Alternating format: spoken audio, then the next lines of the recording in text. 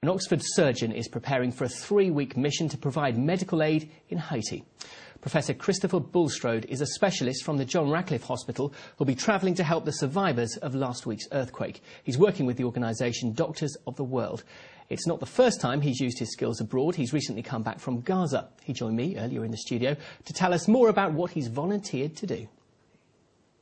Well, it's changing hour by hour, but the latest signal that we've had in is that we will be going out as a large team right out into the villages which up till now have been cut off from any help at all, and we'll be setting up clinics actually in the street to look after the people who haven't yet had any medical assistance at all. How difficult will it be and how different will it be to the work you do here? Oh, completely different. The John Radcliffe, where I work, is fabulously well equipped. There's a full team on duty. We'll be a big team, but we'll be short of water. We're bound to be a little bit short of equipment, and we'll have to improvise as we can, and depending on what we find.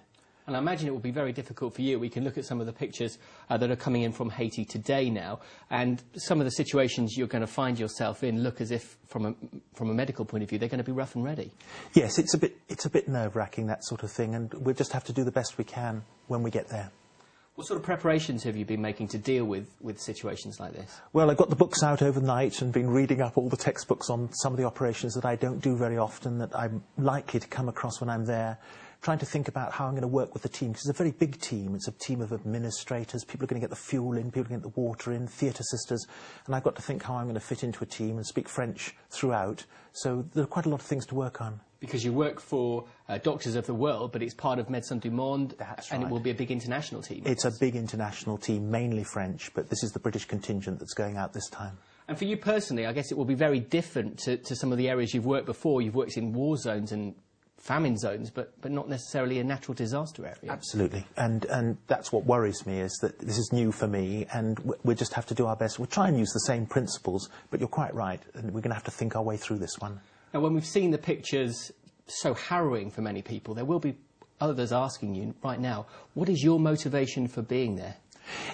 It's terribly difficult, but, you know, if you work in a lovely hospital like the John Radcliffe and you've got everything laid up for you and everything's perfect, and you see something like this happen at the other end of the world, I'm on my feet straight away, as were a lot of other people. A huge number of people phoned in straight away saying, how can we help? Nurses, paramedics, all sorts of people, all of them very anxious to give back a little bit and to try and balance things out a little bit, because they're having a really tough time in Haiti at the moment.